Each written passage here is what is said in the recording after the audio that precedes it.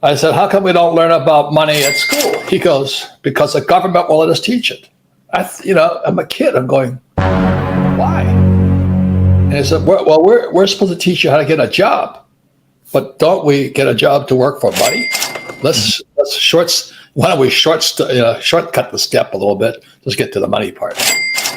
And that's how it kind of started. So he said to me, why don't you ask your best friend's father, or why did Mike's father know about money?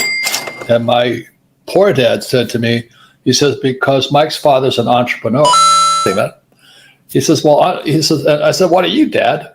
I'm an employee. I said, well, how do I become an entrepreneur? I don't want to be like you. I want to be a rich guy. And that's how the whole story started. So at 9 years old, I started working for my rich dad for free because he wouldn't pay me.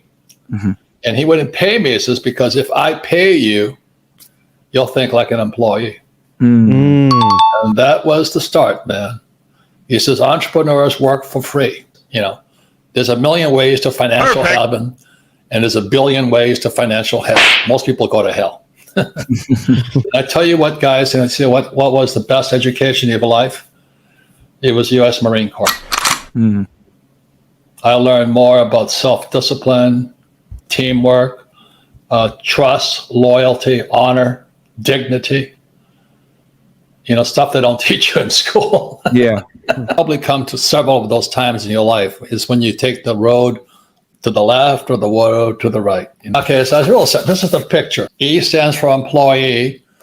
S stands for small business, self-employed, or a specialist, like a doctor or a lawyer. And B stands for big business, 500 employees or more. And I stands for inside investor. See, these guys invest, but they generally invest in like 401k, stocks, bonds, mutual funds, ETFs, that stuff. So on the other side here, think about it this way. All of us could make a hamburger. All of us could operate, build a hamburger stand and survive. But very few of us could build McDonald's. Yeah. Right. So it's basically what you guys always talk about. It's your mindset. And my poor dad wants me to stay over here, fly for the airlines, and I probably make $400,000 a year. And then go back and get my master's and get my PhD. I don't know for what. Pilots don't need PhDs. But that was in the Japanese mindset. The higher your college degree, the smarter you were. Rich dad, I said, well, what's the number one skill on this side? The skills are different. Basic skill on this side, according to my rich dad, was you have to sell. You cannot be an entrepreneur if you cannot sell. Yeah. And that scared the crap out of me because, I'm Japanese. I'm really a shy person. And my rich dad looked at me and he says, "You're shy, huh? Big fucking deal. What are you going to do about it?" I said, "Well, I just don't, I just don't like rejection. I don't like this and I don't like that. I could kill people, but I couldn't talk to them." So my rich dad's pressuring me. He says, I said, "I don't want to sell," because on my poor dad's side, the Japanese side, salesmen are scum, salesmen are crooks, salesmen are con men.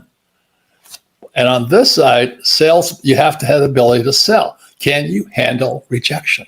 Can somebody say no to you, and can you come back? And I didn't want to do that. I'm a very shy person. So he says that shyness is killing you. It's emotion, if you know what I mean. Yeah.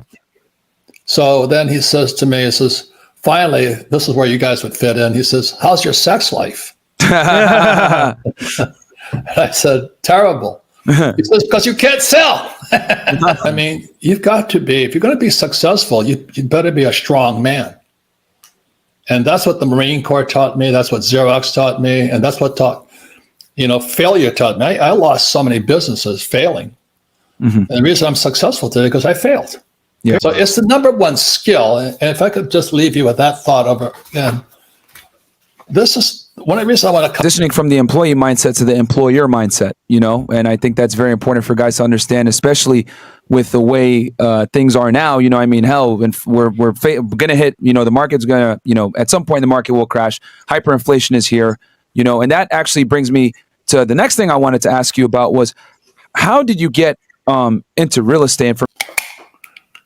There's two things about real estate: debt and taxes. Debt and taxes. Now, guys like, I don't forget his name, but anyway, when you look at an employee, this is all over the world, the employee pays 40% of their income in taxes. I don't care where you are in the world. It's pretty standard. A doctor or lawyer or a small business guy, like a guy who owns a little taco stand, he or she is paying 60% in taxes. So one of the hard things about people starting their business, so they quit their job and they move down here. So am I rich? You see, that's the trap. That's the trap. These guys pay 20% in taxes. And I said, what do these guys pay? He goes, Zero. The way you pay zero is real estate. I was not going to be a rich man until I made $1 billion here in debt.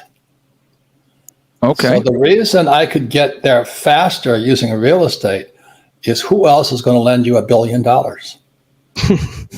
So I celebrate. I'm 6 feet, 6-pack, and 9 zeros. And I said, well, how do I learn to buy something for nothing? He says, when you do that, you'll be a rich man. I just say, okay, so when people say, why do you invest in real estate? It's because you can use debt and you pay no taxes. All debt. Say I have a property and it's $100,000 and appreciation takes it up to $200,000. So I have a $200,000 equity position in there. If I take that money out, if I sell the property, I have a taxable event. So rather than that, we borrow the money out. And all that debt is tax-free. Yeah. So what we do is, let's say we need $6 million for a down payment. We borrow it out of the equity of other properties. So we have zero tax event. Well, that was the mistake. And so that, for a couple of years, there was all these flip the properties, flip this house and all this stuff. And I just go, I don't want to do that. Yeah. Not that you can't make money at it, but it's high risk. You pay taxes on the flip. It's called capital gains. Yes. Right. Okay. There's 3 kinds of income: ordinary, portfolio, passive. Bam. And portfolio is capital gains. That's taxable. I don't want to pay tax. We're in a depression today. And what they're trying to do is pump enough money into it so the balloon stays afloat. Gotcha. And so they need inflation because the economy is deflating. The question is, how long can that last? I think a better question is, who's going to get fucked? Oh, okay. Literally. It's not, you and I, we can call Biden and we can call the Fed chairman. We can call, they're not going to take our calls. Yeah. So they're going to do the same old thing. They're just going to pump more of this fake money into the economy, hoping it stays inflated. But as Jim Record says, he says it's not M2, it's not money supply, it's velocity. How fast is that money turning over? It's not turning over. People are saving it. Our savings accounts are bigger than ever. Meanwhile, the balloon's coming down. So the question is, if there's inflation, will you get richer? And if there's deflation, will you get richer? If it goes up, I'm going to get richer. If it goes down, I'm going to get richer. That's One of the reasons I like gold, silver, Bitcoin, Ethereum, and all that is because the Fed cannot mess with it. The central bank, which the Fed is a central bank, is you'll see homelessness increase. Because the central bank or the Fed, which is the third one, is only designed to make the rich richer. Gotcha. So that's why guys like me make so much money, is because the only way money comes into existence is I can walk up and borrow $30 million. The average guy can't get a credit card. Yeah. Do you know what I mean? So the gap gets wider and wider and wider. Yeah. Because so many people went to school and they tried to get this job, and then the taxes rip them to shreds. So you predict that the disparity between the rich and poor is just going to become even greater.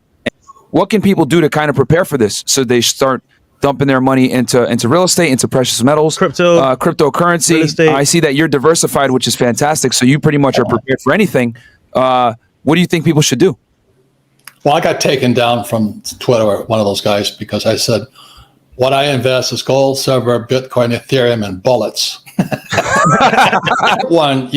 The reason you want gold, silver, Bitcoin, and bullets, you don't want to be part of the Fed or the Treasury. You want to be outside the system. It's not when you sell, it's when you buy. Okay. So a lot of the times I need to be early. If needed? Well, gold and silver are God's money. God put money. I'm not really religious, but gold and silver are part of the elements. I mean, they're part of the periodic table. They'll be here for a while. Just remember, the U.S. dollar is debt. The U.S. dollar became debt in 1971 when Nixon took the dollar off the gold standard. So today, the only people getting rich are people who use debt as money. So I can borrow. The reason I told you about, I got $1 billion in debt is because I know how to borrow money. And other people like Dave Ramsey are saying, well, save money and cut up your credit cards. I'm going, whoa, Tarzan, you know what I mean? Exciting. But again, I'll start this whole program. You come to those forks in the road, just like you did. You come to that fork in the road, and you take that road less traveled. And sometimes it's a big hairy bear waiting for you to eat you. Yeah, and you got